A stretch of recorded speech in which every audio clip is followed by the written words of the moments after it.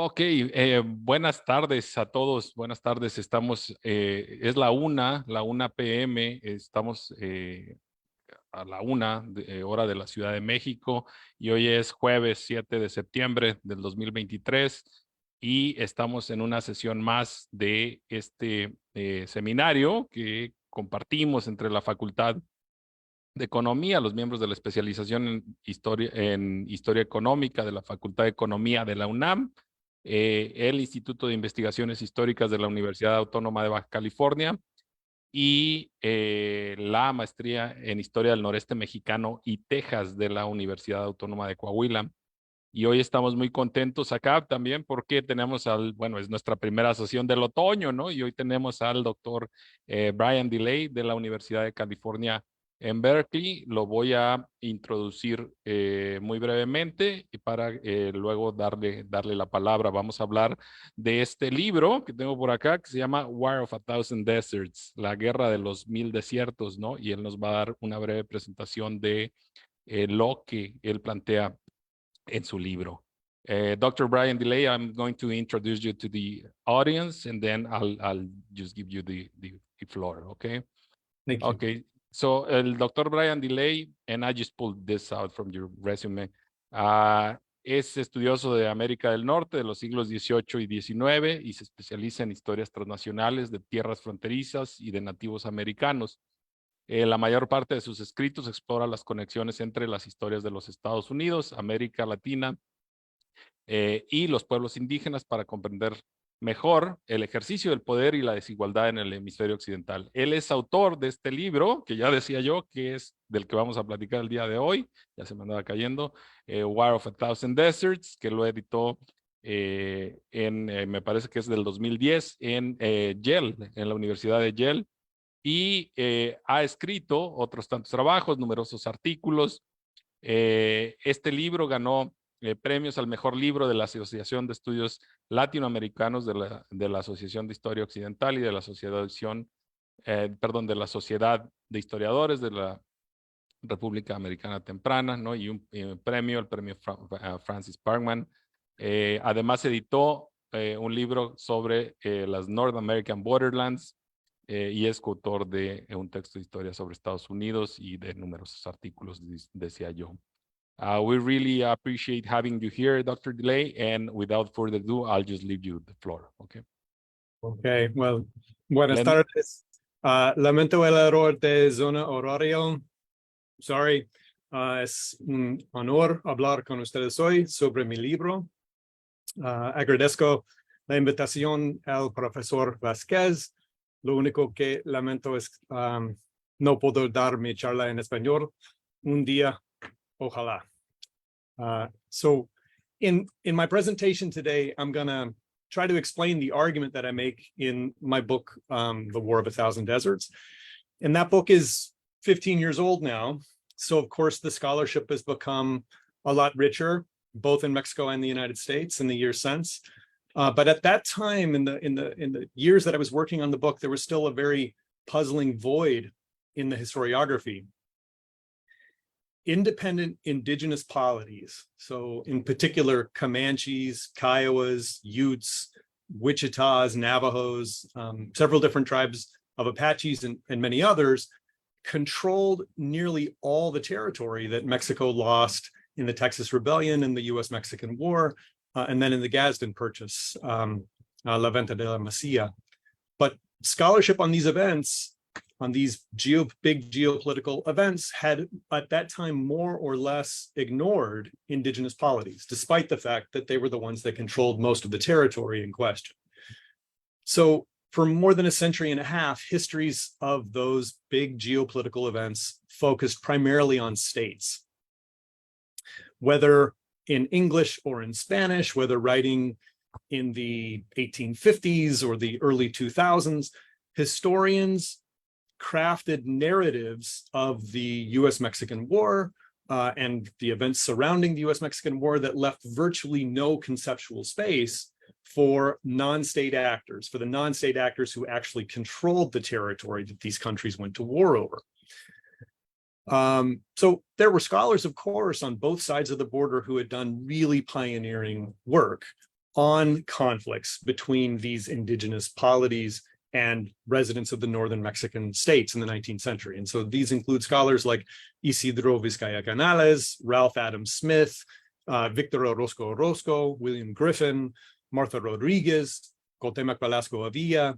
And all of this work was and is really tremendous scholarship that was very important for me as I was trying to figure out my story. But this rich, regionally specific work had been marginalized or omitted entirely, just ignored in almost all history books about the US-Mexican War, about the Texas Rebellion, about manifest destiny in the United States, and about Mexico's own early national period at a national scale of analysis. So my research for the book convinced me that that omission was a major mistake, because indigenous polities fundamentally reshaped the ground upon which Mexico and the United States would compete in the mid-19th century.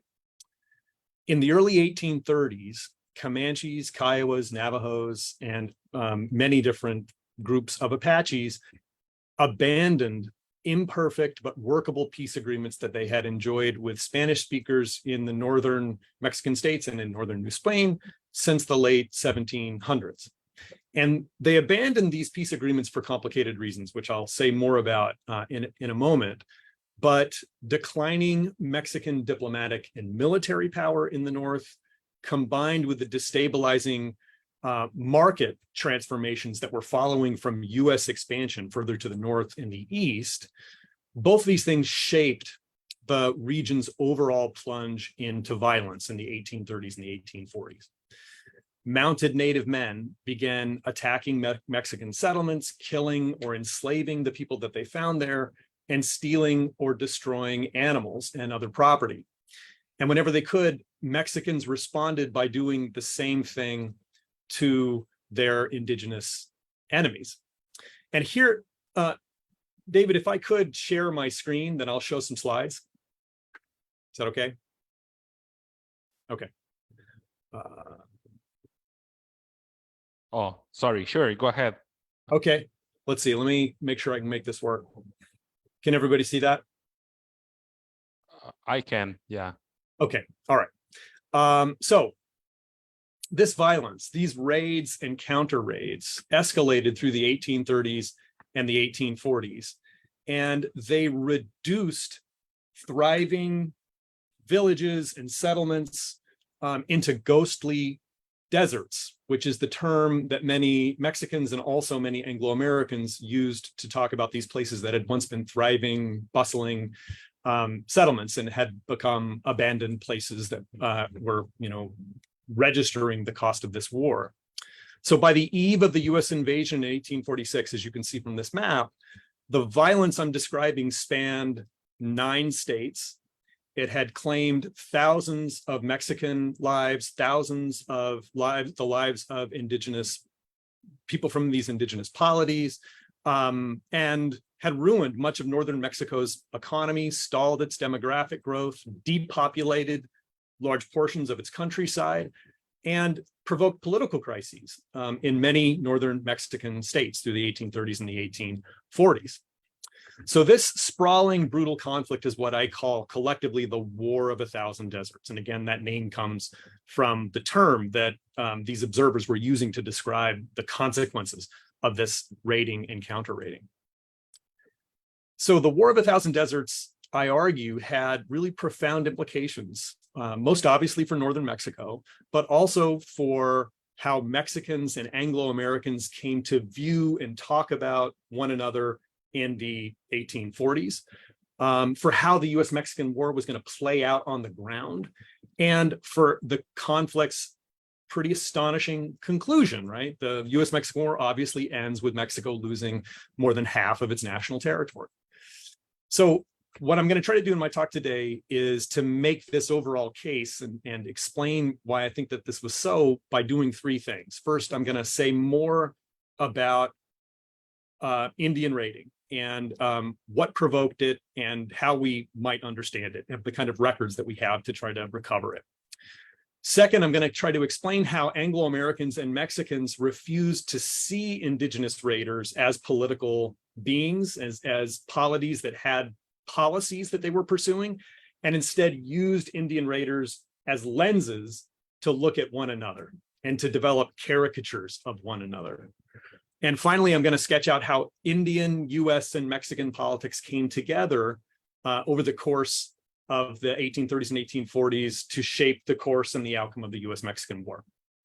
So before I get to those 3 points, I should just say something quickly about my terms.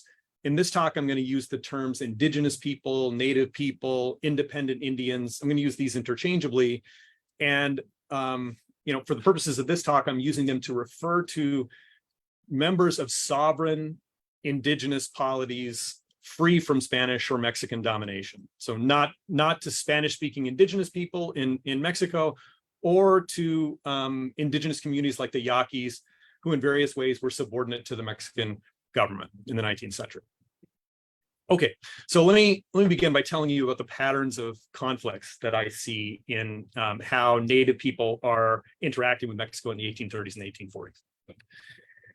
There are tens of thousands of documents in northern Mexican archives, in Mexico City, and in newspapers published throughout northern Mexico and throughout the country that testify to and detail encounters between independent Indians and Mexicans in the 1830s and 1840s. And I'm guessing that some of you are probably very familiar with some of these documents. So relying on some of this material, and on the work of other scholars, including the scholars I mentioned just a moment ago, early on in my research, I built a database that tried to quantify Indian raiding in Mexico in the 1830s and the 1840s. So what I was asking and trying to record were things like, when and where did raids happen? Who were the identity of the raiders? How many people were involved? How many people were killed? How many people were injured? How many people were captured? How many animals were stolen? How many animals were slaughtered? Things like this. And these documents are just full of numbers, right? They're full of all kinds of numbers. Now, there's reasons to be skeptical about some of the things that we find in these documents, and maybe we can talk about that in the Q&A. But this is how I tried to understand the sort of ebb and flow of these events and to begin to look for patterns in what was happening in northern Mexico in this period. So for now, what I want to do is I want to try to tell you about what I've learned with this database about patterns of raiding by Comanches and Kiowas in particular. These were the most feared and wide-ranging of Mexico's indigenous enemies in these years. So there are really sort of three things that stood out to me in the data on Comanche and Kiowa raiding. First is that the geography of their raiding campaigns expanded in sharply defined stages. So let me see if I can get this next slide here.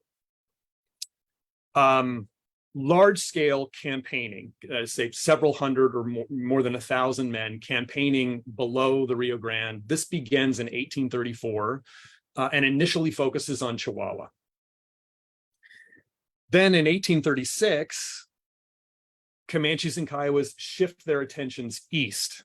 So they're still raiding in Chihuahua, but now they're expanding the raiding territory to encompass what's now the northeastern Mexican states. So they're plundering and attacking locations throughout most of Tamaulipas, Nuevo León, and Coahuila. And then finally, and most dramatically, starting in the fall of 1840, raiders expand the territory yet again to encompass these richer areas in the south, so Durango, Zacatecas, and San Luis Potosí.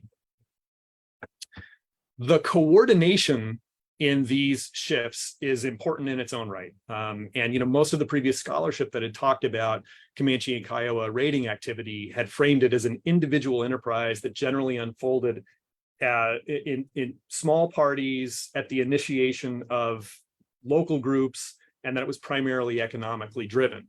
And that didn't really make sense with these sudden, abrupt, large-scale transformations in raiding activity. So the coordination was important and interesting. What might explain it? So a lot of what I tried to do in the first part of the book is to offer an explanation for these changes. And what I discovered is that each of these three stages in the escalation of Comanche and Kiowa raiding correlated closely to political events on and around the Southern Plains.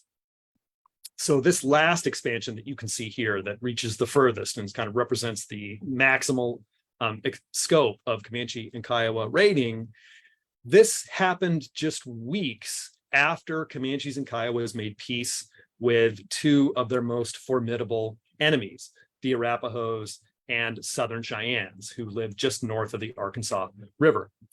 Until then, attacks and fighting between these groups, Comanches and Kiowas and Cheyennes and Southern Cheyennes and Arapahoes, this violence had in the late 1830s really become a massive security problem for Comanches and Kiowas. It cost hundreds of lives.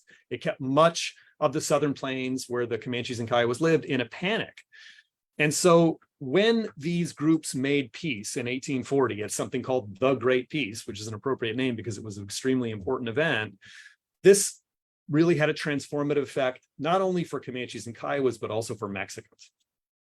The Great Peace opened up new markets where Comanches and Kiowas could dispose of stolen goods, horses, mules, and captives. It opened up new markets where they could obtain firepower for their raiding campaigns in Mexico.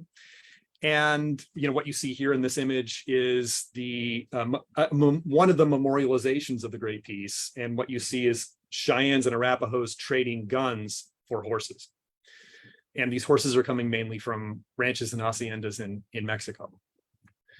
So just as importantly, in addition to these trading implications, the Great Peace brought newfound security to the Southern Plains and enabled Comanche and Kiowa men to leave their families and their fortunes unguarded when they went on these weeks-long or sometimes months-long raiding campaigns deep into Mexican territory. And that would not have been possible without the Great Peace.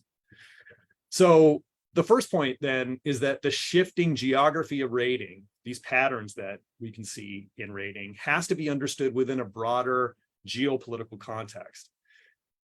Changes in relations on one frontier provoke changes in the way that Comanches and Kiowas thought of their relationship to Mexico and pursued their opportunities in Mexico. So in other words, Comanches inhabited a complex international system. And Mexico was one element in that system, and Mexicans were one group in that system. But we can't understand the way that Comanches and Kiowas interact with Mexicans unless we understand how they're interacting with their other neighbors. So what you see here is a war whistle. This is a war whistle dating from the 1820s or the 1830s. And Comanche leaders used whistles like these to direct the actions of their men in the midst of a raid or a battle. And that makes this whistle a useful symbol for the second point that I want to make here. And that is that individual raiding campaigns were often huge, complex, and highly organized enterprises. So between the fall of 1834 and the winter of 1847, Comanches and Kiowas sent at least 44 major raiding campaigns south into Mexican territory. Each one of these raiding campaigns involved at least 100 men. Nearly half of these 44 campaigns, so about 20 of these 44 campaigns, involved 400 men or more. And at least 4 occasions during this period, Mexican officials reported expeditions of 800 to 1,000 men. Now, those kinds of figures, 100 people, 400 people, 800 people, even 1,000 people, those kinds of figures, of course, are very small in comparison to the size of forces that states could mobilize. But what's important here and relevant, I think, is how these numbers compare to total population sizes on the Southern Plains. And when we put it into proportion of the population of Comanches and Kiowas, they're massive, massive.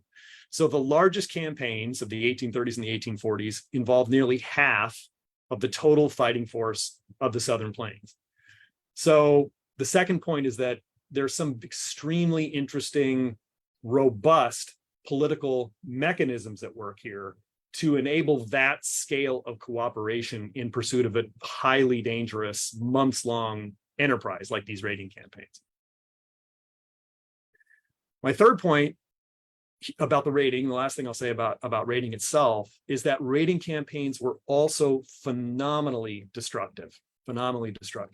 And this destructive character often worked at cross purposes with the economic motivations that supposedly were the main drivers of Comanche and Kiowa raiding in the first place.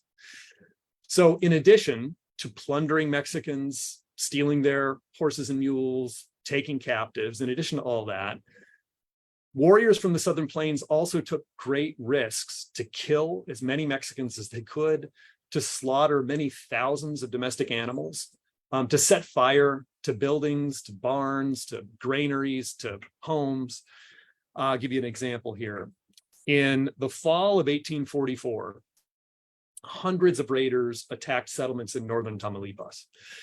They took many, many horses and mules. But Mexican officials in the aftermath of these events reported that they also burned to death more than 20 men, women, and children at a ranch called Los Moros, that they killed another 46 men who had come to help the people of Los Moros, and that later they killed upwards of 100 residents of the Rancho de la Palmita. In trying to quantify these events, I found evidence of Comanches and Kiowas killing more than 2,000 Mexicans in the 15 years prior to the U.S.-Mexican War, the U.S. invasion. And moreover, I found that raiders killed 5 Mexicans for every 2 people that they captured. So there's a level of destructiveness that isn't incidental here. That's kind of the point I'm trying to make. I think, obviously, if they're trying to plunder these people, there's going to be a lot of violence involved. But violence wasn't a incidental byproduct of raiding. It was a goal of the raiding. I think that's the only way that we can explain these patterns. Men from the Southern Plains sometimes become so engrossed in the work of killing people and slaughtering animals and destroying property that they spend far too long in a hacienda, a town, and that gives Mexican forces from other neighboring settlements time to come and converge upon the place and then kill many of these raiders and recover captives and property. So, okay, how do we explain all this then? How can we explain the coordination, the size, and the destructive character of these campaigns? Well, I think that a really important part of the answer can be found in how Comanches and Kiowas organized themselves politically to pursue these opportunities in Mexico.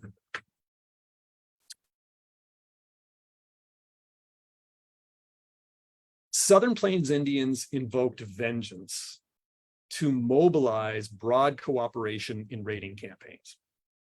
So like most non-state organized people in world history, individual Comanches and Kiowas could call upon relatives to avenge loved ones who were killed by outsiders.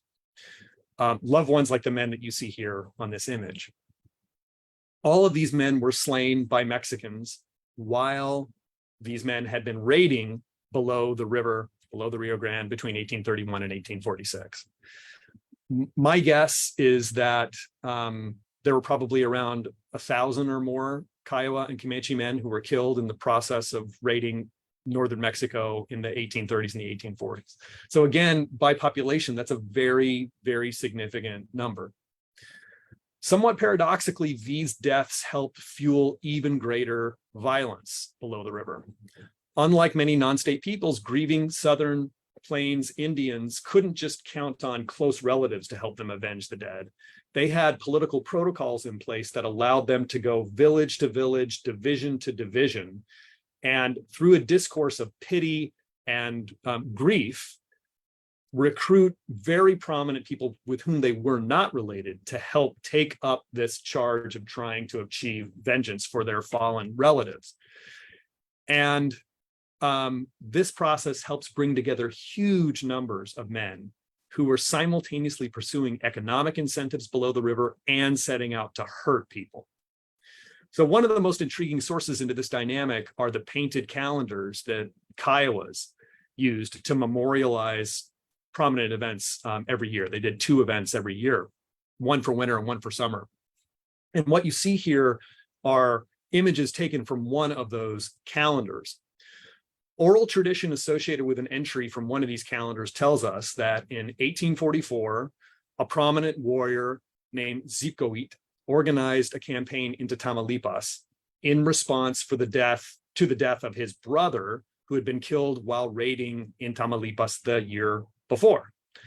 So Zipkoit recruited Kiowas from different bands. They recruited Plains Apaches, and they recruited warriors from multiple Comanche tribes and embarked on a very large and extremely destructive campaign below the river. And this was the campaign that I mentioned just a moment ago that was responsible for killing so many people in these places in northern Tamaulipas. During the attack on Los Moros, Mexican defenders killed one of Zipkoit's top lieutenants, the man you see in the bottom corner with the feathered headdress. And thereafter, the keeper of this Kiowa calendar memorialized this season as the winter that War Bonnet Man was killed. So in other words, there's support for this kind of interpretation, not only in the copious Mexican documentation about the consequences of these raiding campaigns, but also in indigenous sources as well. So the deaths of men like Zipkoit's brother and War Bonnet Man, these resulted in larger, more frequent, and more destructive campaigns over the course of the 1830s and the 1840s. This is a graph that tries to illustrate that. And all this is demonstrating here is total casualties, both suffered by Mexicans and suffered by Comanches and Kiowas. So the blue represents Mexicans killed or captured, and the yellow represents Comanches killed or Kiowas killed and captured. Participants in these revenge campaigns, in other words, they eagerly robbed Mexicans of animal wealth, and they eagerly took captives when they could. And in many ways, that was one of the points of traveling in these huge groups, because they were so irresistible. They were so hard to fight back against when they were that many, right? Several hundred men, almost all of whom by this point are armed with firearms. They can go places in northern Mexico in the 1830s or the 1840s that a group of 10 or 20 raiders simply could never go. And in this sense, revenge campaigns allowed Southern Plains raiders to penetrate into these older, richer, more densely populated states like San Luis Potosí and Zacatecas and Durango. So there's a sort of self-reinforcing cycle that unfolds over the course of the 1830s and 1840s. So it's not just what Indian raiders are trying to take from Mexicans that mattered. In other words, it was how they went about taking it, right? It was how they organized themselves politically that had such consequences for the suffering people of northern Mexico, for their own declining populations, and ultimately for Mexico and the United States. So my overall argument, then, to put a bow on this first part of the talk, is simply that we really need to see the US-Mexican War, and by extension, the vast consequences of the US-Mexican War, as following from the intersection of Mexican, US, and indigenous politics. And if we don't put indigenous politics into the mix, we can't really understand what happened. Okay, so that's what's going on with raiding campaigns. Let me say something now about how Mexicans and Anglo-Americans are interpreting what Native people are doing, because that ends up being an important part of the story as well. Anglo-Americans, Anglo-Texans, and naturally the people of northern Mexico, they all took a very keen interest in stories about, reports about, explanations for, hypotheses about, relics from Indian raiders. All of this was a matter of great interest in the 1830s and the 1840s. But none of these groups, neither Anglo-Americans nor Anglo-Texans nor Northern Mexicans, tended to see raiding campaigns as expressions of group policy. So they didn't see Comanches and Kiowas as political actors. That's not how they interpreted these events. That wasn't how the world was supposed to work in the 1830s and the 1840s.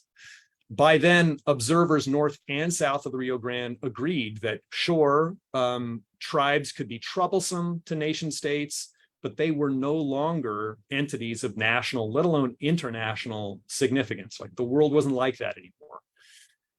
But the problem is that all the evidence suggested otherwise, that the world was like that anymore, and that Native people were actors of national and international consequence. So there's an interpretive problem, both in Mexico and in the United States. And Mexicans and Anglo-Americans overcome this interpretive problem by adjusting their gaze and looking through Indian raiders rather than at them.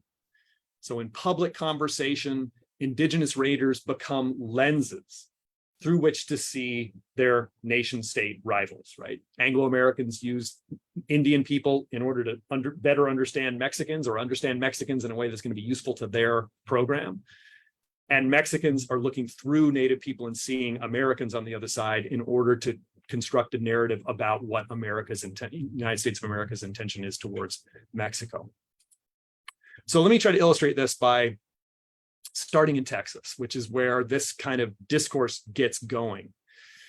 And the Texas Rebellion did a whole lot to educate both Anglo-Americans and Mexicans about what Indian raiding signified.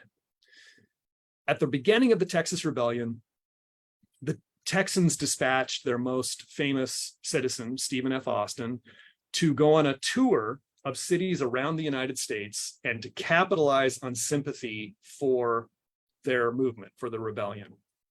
And Austin delivered a stump speech everywhere that he went, the sort of same speech over and over and over again in all these speeches he gave across the United States. And here's how he began. He began with a little story. He said, "But a few years back, Texas was a wilderness. It was the home of the uncivilized and wandering Comanche and other tribes of Indians who waged a constant warfare against Spanish settlements. The incursions of Indians extended beyond the Rio Grande and desolated that part of the country in order to take what they wanted from Mexico. To restrain the savages and bring them into subjection, the government opened Texas for settlement. American enterprise accepted the invitation and promptly responded to the call." It's the end of Austin's little story. So I call this basic story the Texas creation myth. And this Texas creation myth is repeated again and again and again in all kinds of places, in books, in memoirs, in speeches before Congress. Texas's ambassadors to the United States knew it by heart, knew the story by heart. And the Texas creation myth maintained A, that Texas had been a wasteland prior to Anglo-American colonization. B, that Anglo-Americans had been invited into Texas to save Mexicans from Indians.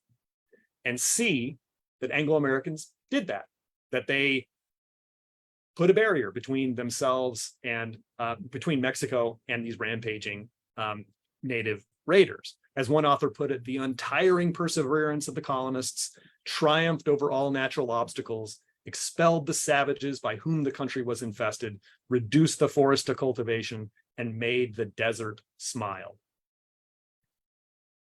So this discourse, this myth, is eagerly taken up by politicians in Washington, D.C. And it is rehashed over and over again in Congress. So sympathetic senators insisted that the Anglo-Americans had, quote, been invited to settle the wilderness and defend the Mexicans against the frequent incursions of a savage foe. And then counterparts in the House of Representatives in Washington, D.C., they explained that Mexicans had used colonists, quote, as a barrier against the Comanches and the Indians of the Red River to protect the inhabitants of the interior states. Now, of course, if war-weary northern Mexicans who had lived through this violence for so long, they knew that this was total fantasy, right? That obviously Anglo-Texans had not prevented raiding south into the northern Mexican states. But the Texas creation myth didn't have to be true to be effective, right? It was crafted not for Mexicans, but it was crafted for other Anglo-Americans. And with this constituency, it helped solidify the moral foundation of Texas independence. Just as importantly, the myth introduced a set of ideas about Indians and about Mexicans into US political discourse at a moment when Anglo-American publicists and expansionists and politicians were beginning to pay attention to Mexico really for the first time. So 1830s, 1840s. Drawing on a wide variety of sources, US observers increasingly came to perceive and to describe the Mexican North in the same terms that Austin described the pre-Anglo-American history of Texas, right? This was a place overrun by so-called savage Indians, and characterized by these suffering populations and these ghostly deserts, these abandoned settlements. So these kinds of accounts are colorful, and there's lots of them, and I have a lot that I could tell you about them, but I'm going to kind of skip over that point, and assuming you'll just take it for granted that there is a robust discourse in the United States that is framing the whole of northern Mexico as a theater in desperate need of Anglo-American salvation. And this discourse is, of course, premised on this incredibly powerful racist logic that is more and more prominent in the United States in the 1830s and the 1840s, that there is a clear racial hierarchy, that Anglo-Saxons are on the absolute top of this racial hierarchy, that Native people are near the bottom, but if there's anyone that's even lower than Native people, it's people of mixed heritage. And so there's a discourse, an a profoundly racist discourse that is being honed in the United States at exactly the time that these observers are learning about all this raiding, all this suffering in northern Mexico, and they're beginning to pay attention to Mexico really for the first time. So, and the last bit of this discourse that I'll share with you here is, unsurprisingly, Anglo-Americans flatter themselves that Comanches, although they run roughshod over all Mexicans, right, and defeat even the Mexican army, that they melt away before the bravery and the vigor of Anglo-American men. So there's this discourse about how cowardly Comanches are whenever they come into the presence of Anglo-American men. Total fantasy, but it's not that surprising in the context of this discourse. Okay, so that's what observers in the United States are saying about these tragic events. What about in Mexico? Well, of course, Mexicans nurtured their own conversation about Indian raiding in these years. But in Mexico, there's really a sharp distinction between the discourse that we can see in northern Mexico and the discourse in the center of the country, in Mexico City and in the capital. Northern editors, northern community groups, northern officials, they complained to their superiors in Mexico City in nearly every correspondence, right? They're just constantly always complaining about the security crisis in northern Mexico, quite rightly, right? They're begging national officials to send resources, to send the army, to send weapons, to send gunpowder. We need help. We need resources. Sometimes they just would find any opportunity to insert these complaints, even in reports that were ostensibly about something completely different. So one of my favorite comes in an official report from Laredo. I guess this was like 1837, 1838. And the federal government had asked all these officials in northern Mexico to basically describe the primary characteristics of their towns and their populations. And the person in Laredo filling out this form in this report, he said, the most usual illness in Laredo is side pain, principally from the effects of bullets, lances, or arrows from the Comanche tribe. So there's this way in which, you know, the Northerners are complaining about this all the time. And usually these complaints are more direct. So as one editor put it, Mexico, cut, defeated, insulted by gangs of barbarians. Why have we no warriors to halt the devastation and the ruin of the country? Will it be necessary to prove or even to write that the war with the barbarians is eminently national? All this has been done 1,000 times. Now, officials in Mexico City did not believe that the war with the barbarians was eminently national. Distracted by rebellions, by filibusters, by profound economic crises and coups, and also by, you know, threatened and real invasions by foreign adversaries, national leaders in Mexico City reacted to the problem of Indian raiding with promises, with sympathy, sometimes with token assistance, but never with effective solutions. It was as if raiding were a category of natural disaster. Raids were lamentable, but they were essentially unavoidable. And they were finally the responsibility of state or local officials, not of national officials. This is the viewpoint in Mexico City. As one Secretary of War put it, in response to yet another request for assistance from Chihuahua, he simply said, "Indians don't unmake presidents. Indians don't unmake presidents." So there's a real difference of opinion here and a difference of interpretation. And it followed partly from priorities, as I've just described, but it also followed from basic disagreements about how to conceive of independent indigenous polities. Northern observers tended to attribute raiding to what they saw as the base animalistic evil nature of los salvajes, right, or los barbaros. But in Mexico City, authorities strained to contrast, on the one hand, Spanish cruelty and Anglo-American racism with their own enlightened benevolence. So national leaders insisted that Apaches, Comanches, Navajos, and others, they're not only human, which many of their correspondents in northern Mexico are not so sure about. They're not only human, they're Mexican. These benighted people, leaders in Mexico City would say, that they engaged in raiding because of their ignorant, disadvantaged, pitiable condition and because of the way they had been mistreated by Spain. And so there's a huge conceptual gulf here between how Northerners and officials in Mexico City see the problem.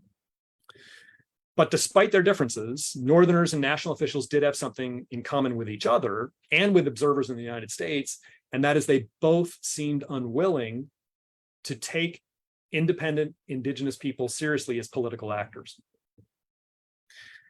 Indian raiders were either disorganized, psychotic children, according to many Northern critiques, or they were pitiful, wayward citizens just waiting to be informed about their rights as Mexican citizens, according to many national observers. And to maintain either of these views, Mexicans had to ignore a huge amount of evidence that Indian raiders were capable of organizing themselves with astonishing effectiveness and pursuing policy with a degree of political coordination that was very hard to imagine in many other societies. So Mexicans found themselves in this conceptual bind, but they do find a way out. By the early 1840s, Northern commentators began suggesting that Texans and even Anglo-Americans might somehow be the ultimate authors of these Indian raids. This idea developed unevenly at first, and initially it focused on trade.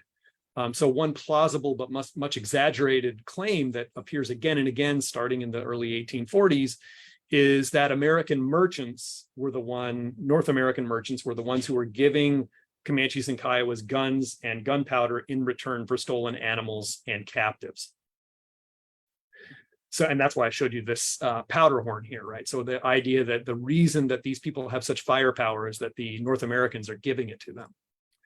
But then two things happen in 1844, which gives this idea an irresistible explanatory power, both in northern Mexico and in Mexico City. The first thing that happens is that in the spring of that year, the spring of 1844, the Tyler administration in Washington, D.C., asks the Senate to approve a treaty for the annexation of Texas. And this is something that the Texans had wanted for a long time, but this was the first time that an American administration agreed. So it didn't come through this time, but it was a clear signal to Mexico that this was likely to happen now. Low-level and mostly indirect tension between the United States suddenly became very intense and direct. So there's a big diplomatic crisis between Mexico and the United States in 1844. And then second, after a relatively uneventful 1843, the entire north of Mexico experienced a huge expansion in the scope and the violence of Indian raiding. And you can see this reflected here in the spike in casualties. The timing of these attacks fueled a lot of speculation that Anglo-Americans were involved. And there were significant details that deepened these suspicions. So in October 44, for example, following a terrifically violent Comanche campaign on the lower Rio Grande, Mexican forces managed to drive the attackers back across the river. And afterwards, they reported finding Indian dead on the field wearing presidential medals from the United States. So these were medals of Martin Van Buren, right? And of course, this is going to be widely publicized throughout northern Mexico. And other commentators and other details from these raids in the north in that year seem to confirm this link. So it appeared that Indian raiding suddenly had, in the words of one northern editor, quote, more advanced objectives than killing and robbing. So suddenly there's political content to the Indian raids, as there had not been before, according to this interpretation. More and more Mexicans begin subscribing to the idea of a conspiracy between Anglo-Americans and independent Indians as international tensions between the two countries increased. And soon after, James K. Polk assumed the presidency in early 1845. No less a figure than Mexico's Minister of War came before Congress and confidently explained to Congress that the hordes of barbarians, his quote, were sent out every time by the usurpers of our territory in order to desolate the terrain that they desire to occupy without risk and without honor. So now Native people, Native raiders are being framed as the tools of American expansion, the direct tools of American expansion. The minister described an agreement whereby the United States provided Indians not only with arms and ammunition, but also with a political education, right? Quote, with the necessary instruction that they need to understand the power they can wield when united in great masses. Now, none of this was true, right? US agents were not having any meaningful effect on Comanche or Kiowa policy. That's not how things worked, but it didn't have to be true to be effective, right? So Mexico had finally found a solution out of its conceptual bind, and observers in Mexico City and observers in the North were now on the same page. They now had a single interpretive framework in which to understand the security crisis. But of course, this consensus comes very, very late, right? It begins to really crystallize in 1845, and the United States invades in 1846. Once he was in power, President Polk tries to pressure Mexico into selling its vast northern territories, as all of you know. And when that failed, he ordered General Zachary Taylor to march south of Nueces River into territory that Mexico unambiguously considered its own, in hopes that he would compel Mexico into starting a war. And Taylor did succeed in provoking the war, of course. And in the summer of 1846, the two nations were formally at war. Now, the War of a Thousand Deserts influenced the US-Mexican War in two really critical ways. And this is where I'll kind of wrap up here. First, the war facilitated the US conquest and occupation of northern Mexico. And by extension, it helped make possible the opening up of the decisive final campaign into the center of Mexico, the final US military campaign into the center of Mexico. As US troops marched across northern Mexico, they moved through a shattered landscape that endured at least 15 years worth of war. They were literally marching in the footsteps of Apaches and Comanches to defeat an enemy that was already exhausted. After passing several shrunken or abandoned towns, US servicemen who wrote a lot of memoirs about their experiences in northern Mexico, they would often describe a village or a town crammed full of refugees, an over portion of inhabitants, as they put it. You know, this is obviously a group of people that had fled here as a consequence of the ongoing violence. Anglo-American officers had a message for these weary, exhausted, frightened people. And this was a message that was given to them by Polk and the War Department. So it's a very deliberate part of US war-making strategy. It is our desire to see you liberated from despots. This is what General Taylor was instructed to tell Mexicans that he encountered across the North. To drive back the savage Comanches, to prevent the renewal of their assaults, and to compel them to restore to you from captivity your long-lost wives and children. General Kearny, who was sent to New Mexico and then to California, he has the same basic instructions, but there he's talking about Navajos rather than Comanches. And all these US officials say is, all you got to do is be quiet. You know, we'll pay you for what we take. We'll save you from the Indians. Just don't attack us. That's the rhetoric. Now, whether or not they believed that Anglo-Americans actually fomented the Indian raids that had caused such suffering over the previous 15 years. Many Northerners were in fact grateful that the US Army was there to help them, or at least they seemed to be. In El Paso, for example, many in the town reportedly welcomed the Anglo-Americans because, quote, they would not permit the Apaches to kill and plunder as they had before. And those who didn't have the assistance of the American Army, which was offered only selectively and hardly ever lived up to their promises, those who didn't ever have that kind of protection, they suffered grievously because Apaches, Navajos, and especially Comanches and Kiowas increased raiding during the war. So there's 2 wars, 3, 4, 5 wars happening at the same time in northern Mexico in 1846 and 1847.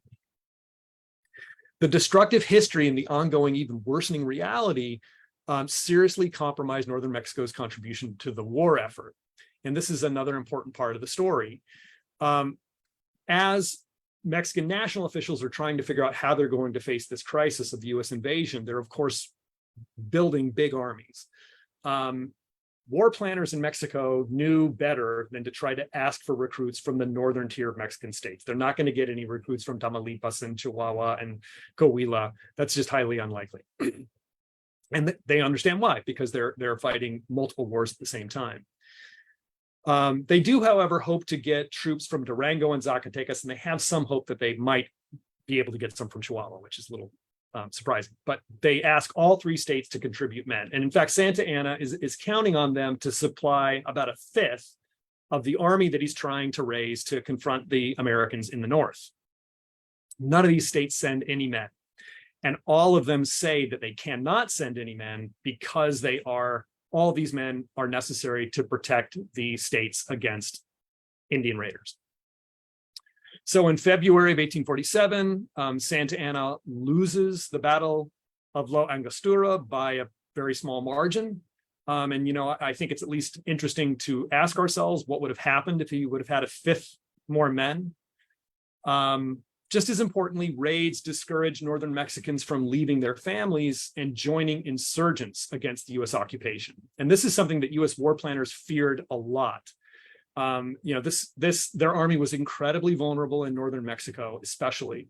And the idea that northern Mexicans would organize an insurgency, a very formidable insurgency against US supply, was something that war planners feared greatly, and it never materialized.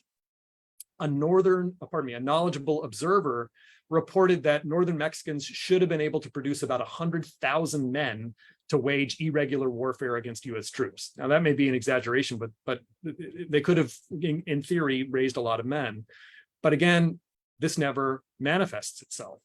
The key northern guerrilla in the war attracts fewer than 1,000 men, and his movement never became more than an inconvenience for the northern occupation.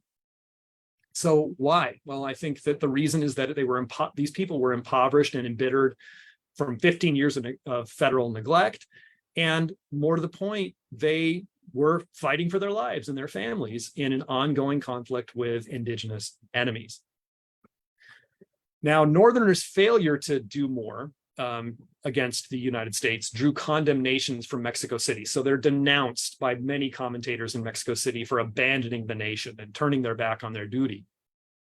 And their defenses against these accusations are kind of interesting. So Chihuahua, for example, had a lot to say in response to these critiques. And the state's leaders, for example, reminded their angry compatriots elsewhere in Mexico that Chihuahua had, quote, been afflicted and desolated for 15 years by the savages, drowned in the blood of the men and the lamentations of the widows and the orphans, an ideal theater in which to showcase the power of the United States. So it's sort of sarcasm at the end. But if we subtract that irony, American war planners and expansionists in Washington, D.C., they would have basically agreed with that analysis. To their way of thinking, Chihuahua and the rest of northern Mexico was not only an appropriate showcase of U.S. power, but it was a land in desperate need of U.S. power. And here we come to the second fundamental way in which the War of a Thousand Deserts shaped the course and the outcome of the U.S.-Mexican War. It helped convince U.S. lawmakers that it was just it was even righteous and humane to appropriate half of Mexico's national territory at the conclusion of the war. By the time senators began talking seriously about how much land they were going to demand from Mexico, expansionists could draw on more than a decade of observations and discourse to describe a northern Mexico that was empty of meaningful Mexican history, and by all appearances, increasingly empty of Mexicans themselves. The Mexican people are now receding before the Indian, a Virginia senator observed. And this affords a new argument in favor of our occupation of the territory, which would otherwise fall into the occupation of the savage. So in other words, this isn't even, we're not even taking anything from Mexico, right? This is all territory controlled by native people. And this, they say this over and over and over again in these debates.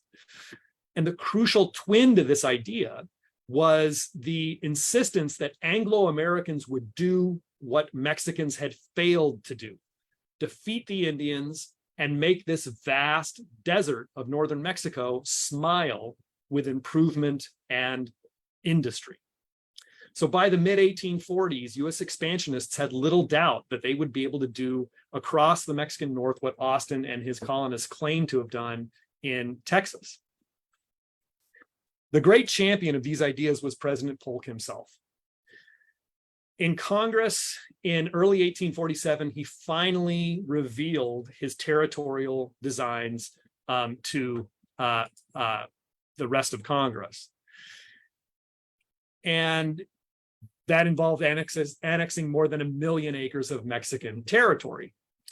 The cession would improve life for Mexicans north of the line. This is one of the things that Polk insists. Those Mexicans north of the new line are going to have better lives because we're in charge of this territory. But more importantly, he says, quote, "It would be a blessing to all the northern states," that is to say, the new northern tier of states below the border, "to have their citizens protected against the Indians by the power of the United States. At this moment," he continued, "many Mexicans, principally females and children, are in captivity among them. If New Mexico," that vague, massive space called New Mexico, "were held and governed by the United States, we could effectually prevent these tribes from committing these outrages and compel them to release these captives and restore them to their families and friends." So, you know, it'd be very easy to just dismiss this kind of rhetoric as, you know, manifestly insincere, you know, racist, typical, you know, garbage rhetoric. But I actually think he believed what he said. He was totally wrong, but I think he believed what he said. I think Polk believed that Mexico had failed to improve this territory, failed to defend itself against native people, and that Anglo-Americans would obviously be able to solve all these problems. And I think that most people in Congress believe this too. And one of the reasons I think that is that they voted that way when they ratified the Treaty of Guadalupe Hidalgo. Article 11 of the Treaty of Guadalupe Hidalgo, which ended the war, solemnly bound US authorities to restrain Indians residing north of the new border from raiding into Mexico. And it also solemnly bound the United States to rescue Mexican captives held by those Indians. Now, as it turned out, the United States found it much harder to do any of these things than it had expected or promised. Cross-border raiding actually gets worse once the war is over than it had been before. And it's going to continue in diminished form into the 1880s and even into the early 20th century in some ways. But despairing of its ability to live up to its treaty obligations and threatened with enormous lawsuits from Mexican officials and Mexican landholders, the United States buys its way out of those obligations in 1854 as part of the Gadsden Purchase. So the Article 11 lasts only for about 6 years until the United States buys its way out of it. Now, in the years and the decades after that little humiliation, historians on both sides of the border stuck to this longstanding notion that indigenous polities were at best bit players in the geopolitics of the US-Mexican War. They were significant maybe as symptoms of Mexican weakness or symptoms of American treachery, but generally they were irrelevant in their own right. And I hope that I have convinced you otherwise this afternoon. So thank you. Well, thank you very much, Dr. Delay. It was a really interesting talk. Vamos a proceder a ver si hay preguntas o comentarios para el Dr. Delay. Dr. Delay, do you understand Spanish? Can they make the question in Spanish? Or? They can try. I can give it a shot. Okay. Might be better if you quickly translate, but okay. Yeah. Pueden hacer la pregunta en español y ya si él tiene problema para comprender, pues también la puedo traducir o la pueden hacer en inglés también. La pueden escribir. Si hay alguna pregunta o comentario, por favor, prendan la cámara y háganla. Dr. Gruel Sandes, he's a professor in Baja California. Well, I will try to say it in English, but I will try. And my question today is, antes que nada, felicidades. But my question is about the methodological point of view. Many times you talk about interpretive, and this is how I feel about what kind of methods you follow to give this kind of interpretation, which includes the way you follow the sources, the historical sources, and how do you understand them. Because I think this is one of the strengths of the book, by comparing with Pekka Hämäläinen, Sara Ortelli, or Luis Medina Peña, Los Bárbaros del Norte. Because using carefully, as you say, diplomatic and political sources can give you a lot of information about Indians. The written evidence that people from Tamaulipas, they don't know anthropologists, and they don't know nothing about the way Indians understand his own actions, and this, I think, is the main thing about writing your book. The way you understand the historian work as something like in foreign affairs calls realpolitik, or simple anthropology, in ways in ways that political actions has other meanings for native people. No, that's my question. It's about method. Yeah, that's a great question. Thank you very much for that. I don't know if you want to answer that, or do you want to take 2 or 3? Should we take multiple? No, and then, okay, no, sure. Just let me know. Whatever you decide. You choose. You tell me. No, that's okay. Well, you can go ahead and answer this one, and then we can make a couple of okay, let's do that. Okay, great. So on method, I think, one of the most fundamental problem when trying to write Native American history, in my experience, is the asymmetry of the source material, right? We have an enormous amount of material that are written by non-Native people, and very little written by Native people, depending on the time and the place. And yet we know that if we want to have actual shared stories where we're really trying to understand the economic, cultural, and political interests and priorities of all the actors that are relevant to a story, we have to find a way to overcome that problem, or at least try to overcome that problem.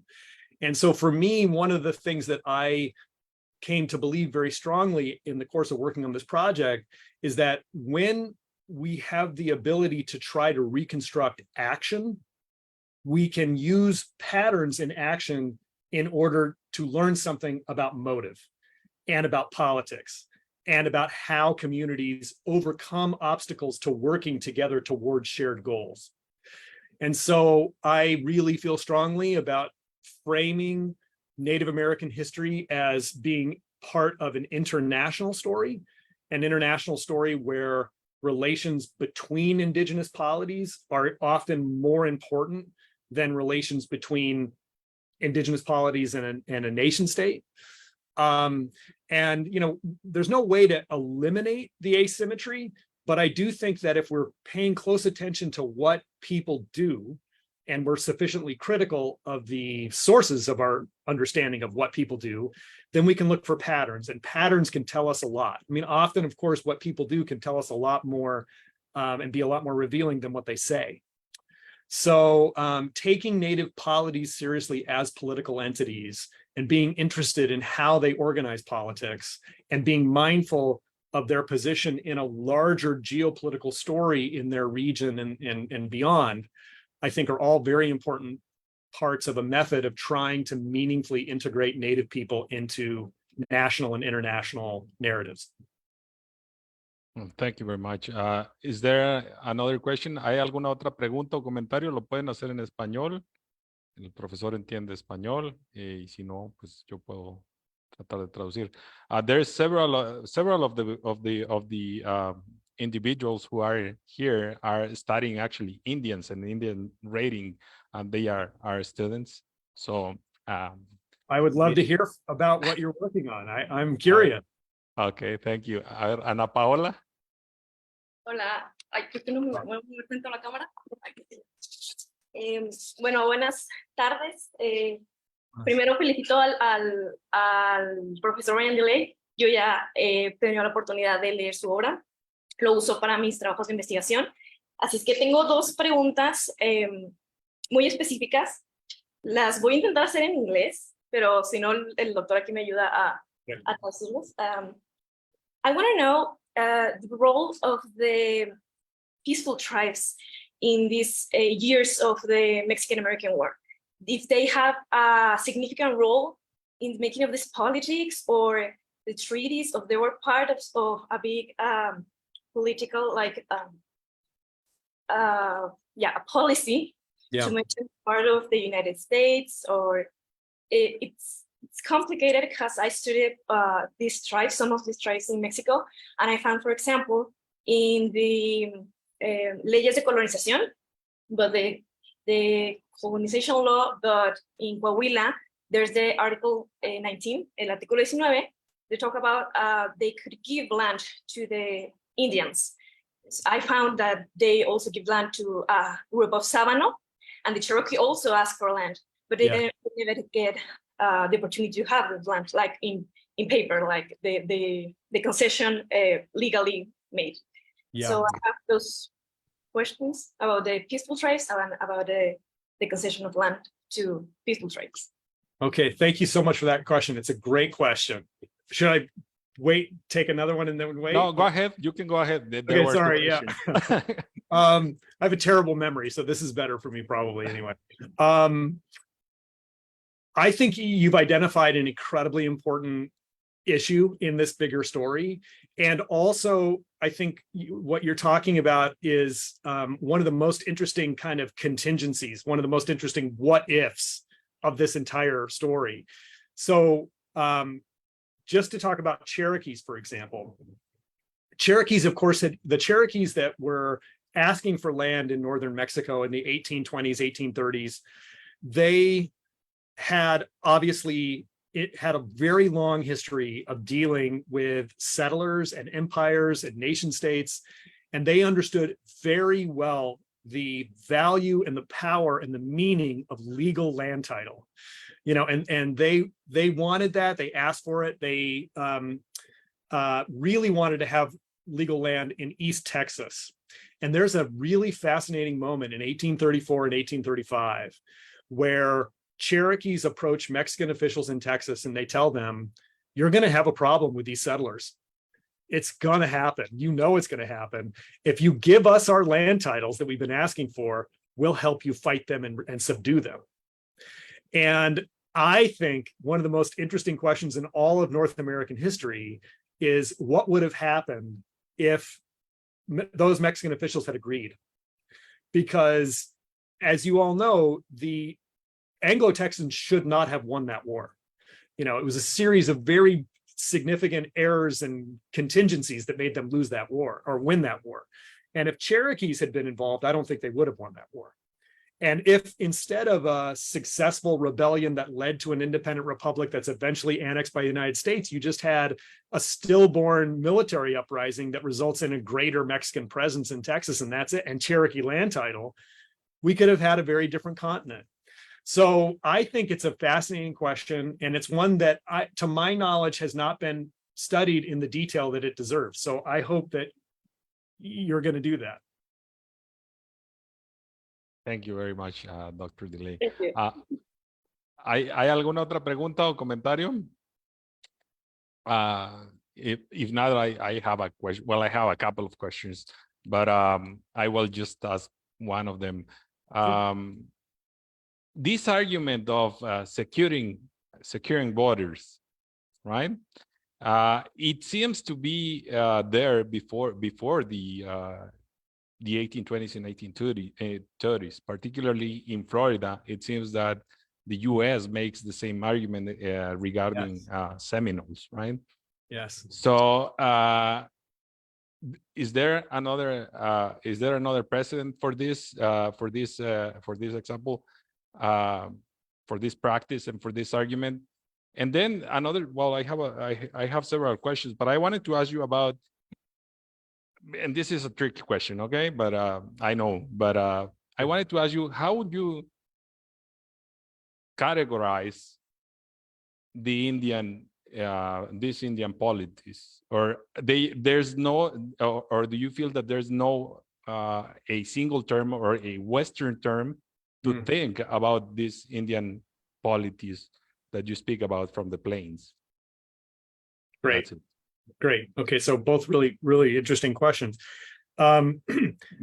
You're totally right about the fact that this rhetorical tactic or impulse is something that American expansionists had already used successfully in other places, Florida being a great example. And, you know, the discourse in the 1810s from the American government towards Spanish, the Spanish minister in the United States about the inability of Spanish authorities to control their territory is very similar. And I'm forgetting now exactly where, but there's a part of the book where I talk about the fact that Mexican observers were keenly aware of this, and they knew that the kind of things they were beginning to hear about Texas were the exact or very similar to the discourse that U.S. expansionists had used in Florida. And so there's these prescient speeches or writings, essays, I can't remember exactly which one it was, that where a very shrewd and informed Mexican observer is explaining exactly what's going to happen. And he's sort of predicting how this is going to work. So yes, it's a very old pattern. At the same time, I think that these American expansionists understand how useful it is, but they also basically believe it, right? So that's one of the things that I was interested by, is the degree to which it was a highly cynical and manipulative discourse, but also one that they were willing to put their money on. They really believed that, as soon as we take this territory over, we're going to totally subdue these Indian polities and we're going to establish security across the frontier. And it was a giant disaster. So there's a way in which they reuse this rhetoric, but they also believe it. So it's interesting. And, we could extend this analysis far into the future, right? I mean, when George W. Bush told us all that American troops are going to be graded as liberators in Iraq, there's a strain there that is, I think, common not only to the United States, but to just imperial projects generally.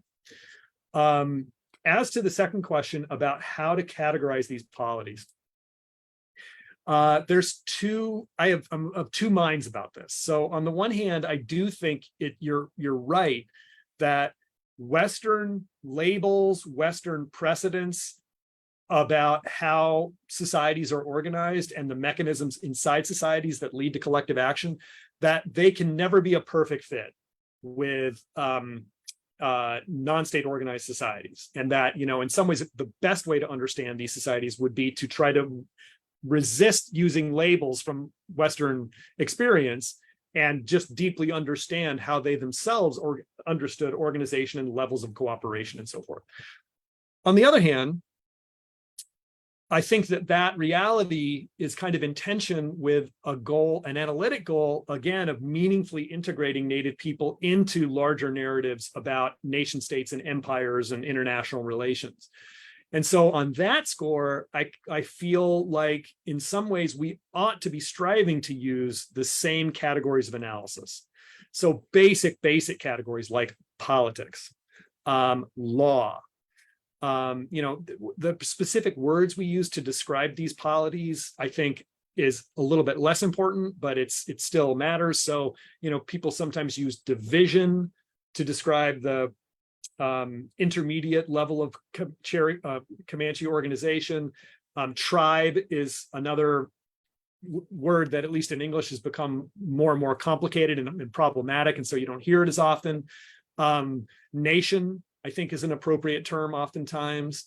So it really just depends on the unit that you're talking about. But I don't really have a great answer to your question, because I think there's an inherent tension between wanting to honor what's distinctive and to make this history legible in broader narratives. Thank you. And at the same time, it looks like it is, or it feels like it is a part of an exercise of power, right? Power to categorize peoples. Well, Alejandro tenía una pregunta. Alejandro, you had a question. Yes. Can you hear me, Dr. Brian? Yes. Yes, I have some problems with my internet connection, but I will ask my question quickly. It's about, I remember that I saw some statement of you in the introduction about talking about the materials you work about, your book. I cite, the Mexican materials indicate what happened, but not why or how Comanches and Kiowas did the things they did. So my question is about, it is possible to make Indian history not only of the Comanche, because if we go by the sources that we as historians we work with in this period of time with the Mexicans, the Americans, but we don't have these kind of documents that are part of these cultures that we are trying to study, like Comanches. Or, we can extend our time period and go, I don't know, with Apaches, Cherokees, or ancient tribes like the ones that were in Coahuila, like Coahuiltecos or other tribes. So my question is that, is possible to make Indians history, or we kind of get close to make one? Thank you. Okay, another really great question. And I think, I agree with you that there's always going to be a limit to what we can understand. And it's important to keep in mind, it's important not to delude ourselves that, for example, the administrative history of Coahuila as a state is the same legibility as the history of Comanches in the 1830s or 1840s. There are things that are just very difficult to understand, and it's important for us to be sensitive to the things that are hard to understand. I do think, however, that there are many things that we can do to get a lot closer. And, so what I was trying to say in that point of the introduction was that the newspapers and official documents that I relied upon from northern Mexico that just detailed individual raids and counter raids and the aftermath, that they didn't really have anything meaningful to say about motives specifically. But if I took the patterns that I found in that data from those sources and then read the more qualitative sources produced above the river by Texans, by traders, the rare and amazingly precious sources like the Kiowa calendar, and also sources produced later in the 19th and the early 20th century by ethnographers working with older Comanches about earlier patterns in history, then you could begin to start to formulate hypotheses about why these things might be happening. And it was doing that and kind of going back and forth between the data and possible explanations for what the patterns I was seeing in the data that was important for me developing my own arguments about why this happened. But I mean, I sense some skepticism in your voice about the enterprise, and I completely agree with it. I think that, you know, it's very worthwhile and we have to do it, and it's hard. And even when you do it really well and you work hard at it, there's always going to be limits to what you can understand.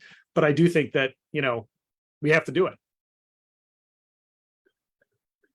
Thank you. Thank you. ¿Hay alguna otra pregunta o comentario?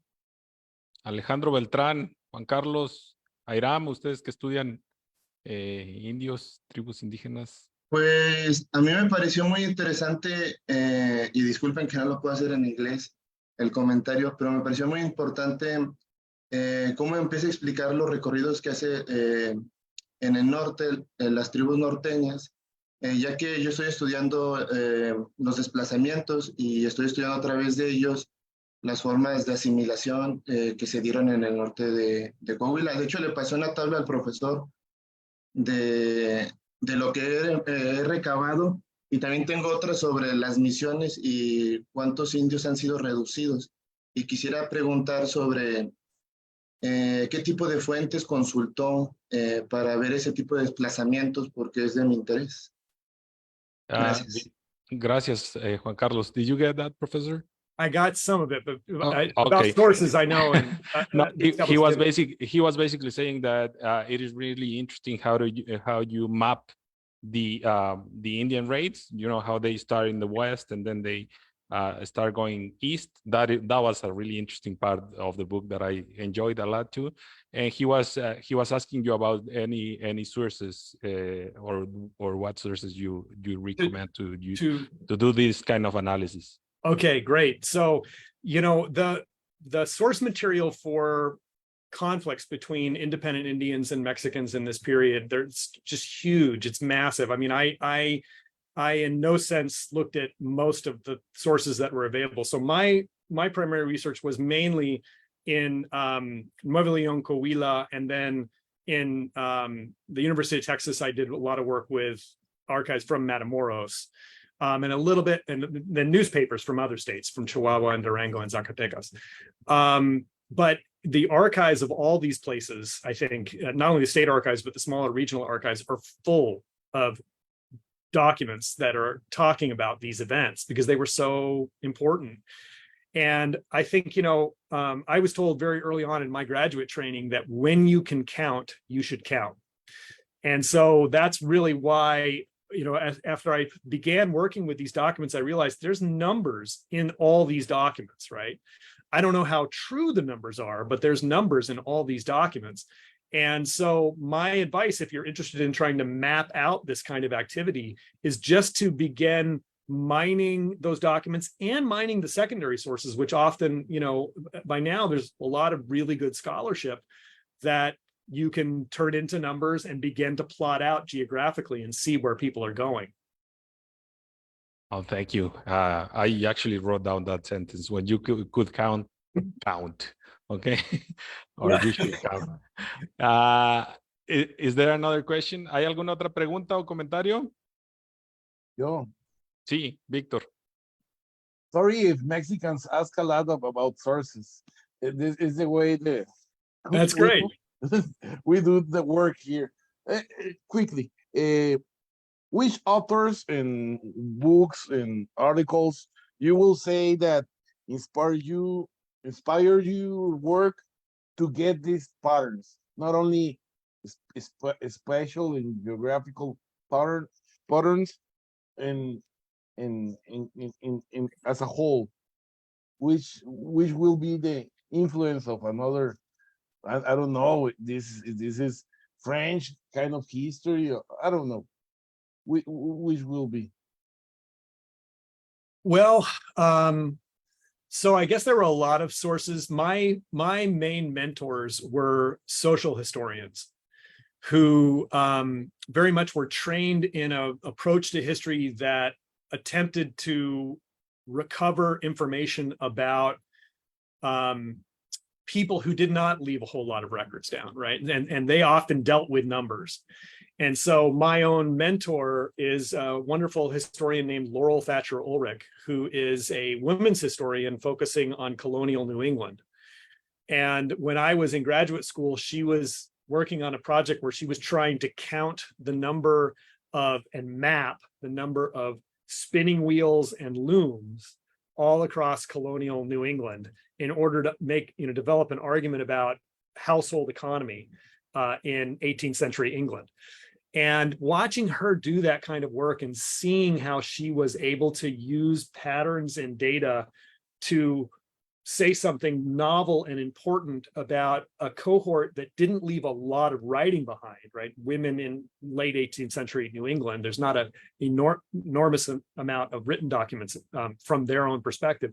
That was inspiring to me. And that really helped shape my own sense of what I might be able to do. And then, when I was in graduate school, I also was very inspired by scholarship on Native North America. So Richard White in particular was a historian that I was just amazed by and felt very much in debt to, trying to understand the past and wanted to emulate in some ways.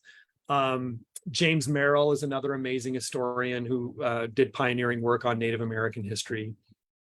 And then, I was, one of my dear mentors, David Weber, was in the United States, kind of the great historian of his generation of the US-Mexican borderlands and the Spanish-American borderlands. And I learned an enormous amount from David.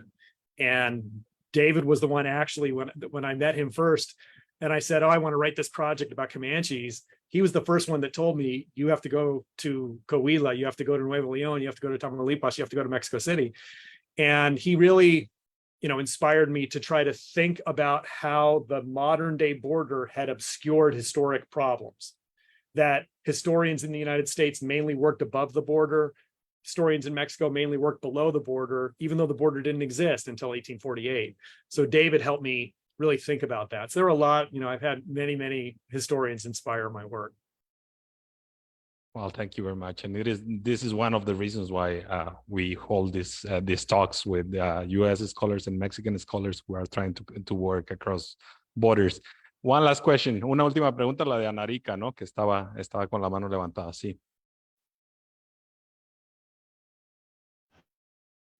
Adelante, Anarica. No, disculpe, porque la voy a hacer en español. Bueno, primero que nada, muchas gracias por la conferencia. A mí me interesa mucho trabajar la historia cultural.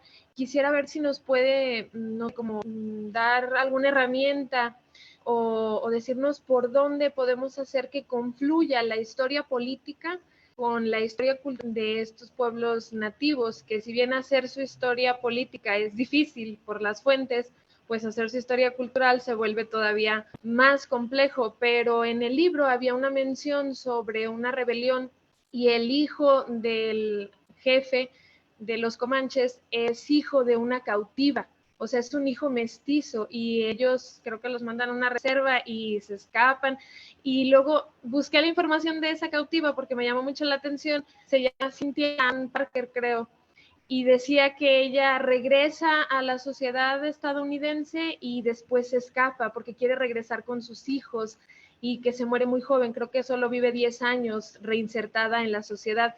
Y eso se me hizo así como súper bonito y viene de algo político, o sea, de un libro que a lo mejor yo ni hubiera buscado leer porque habla sobre cuestiones políticas, pero me dio un destello de una cuestión privada, de una cuestión cotidiana, de una cuestión emocional y que obviamente es cultural. Entonces quisiera ver si me puede dar así como más tips o un derrotero de cómo poder compenetrarlas sin estar peleada una con la otra, la historia política con la historia cultural. Muchas gracias, Anarica. Did you get that, Professor? Yeah, I think so. So if I answer and I'm not actually answering, you can interrupt me and tell me I misunderstood. But one of the reasons I love this question is that it connects to the earlier questions about like what the limits are of actually being able to recover this history. And you're of course exactly right that the existing sources can allow us to recover political stories, but the personal and intimate stories are much harder to get access to. And that's one of the things that a very precious source like the Kiowa calendar can tell you. It's one of the things that some of the more ethnographic work can tell you. And in the Comanche Mexican story, there's so many captives. And the captives are people, as you say, oftentimes who spend a lot of time as captives and then return to Mexican society and to their families. And those people are amazing sources of information. So to my knowledge, like very lamentably few of them were ever interviewed or wrote memoirs or wrote letters about their experiences, but there are some remarkable documents. So you probably know about a book called, I think it's called In Manos de los Bárbaros it's edited by Cuauhtémoc Velasco Avila, and it's a selection of testimony that was taken in the course of this big controversy between Texas and Mexico over continued violence on the border in the 1870s, that both entities compiled an enormous amount of information to try to argue their cases. And Mexican authorities went and interviewed older Mexicans who had been captives among these people. And that information is incredible. So I would love to see more work on this line, right? Where you're actually trying to recover the personal and the cultural through, and I completely agree with your instinct that captives and the experiences of captives offer a really special opportunity to do that. So there's great information out there about that, and there needs to be more work about that. The last thing I'll say is that there's a really wonderful anthropologist, Joaquin Rivera Martinez, who teaches at Texas State, who's done amazing work on the history of captivity and Comanches, and I think that he would be able to speak to this a lot more profoundly than I can. But I love this topic, and I hope you're working on it. Gracias. Muchas gracias. Muchas gracias. Well, hay más preguntas. Si no, creo que podemos terminar con la sesión. Ha sido muy productiva. We really appreciate your time and having you here, Dr. DeLay.